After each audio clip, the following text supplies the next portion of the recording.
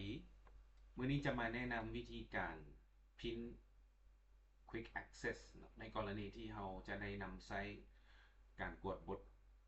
เป็นประจำเนาะกล้องสีเหลืองนี่เราใช้ประจำเราสามารถ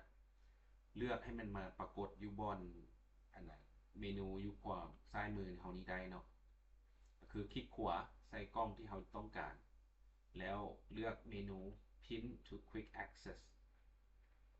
ตัวโฟลเดอร์ที่เราเลือกก็จะปรากฏอยู่นี้เราสามารถเลื่อนขึ้นเลื่อนลงก็ได้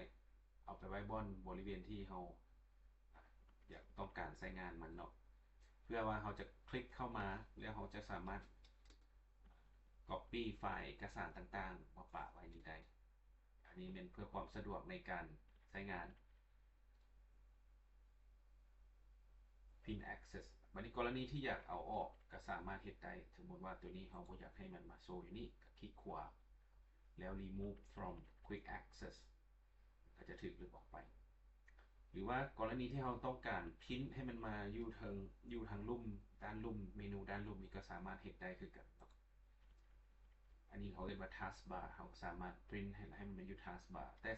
ตัวนี้จะเป็นชื่อของโปรแกรมเท่านั้นเนาะจะเป็นโฟลเดอร์ก็จะเฮ็ดบ่ได้มีแต่ว่าพิมพ์ไปตอน start เมนูได้เวลาเราเริ่ม start ตัวนี้แล้วให้มันมีไอคอนสีเหลืองที่เราจองไว้มาออกอยู่แถวนี้เฮ็ดได้ครับขอขอบใจ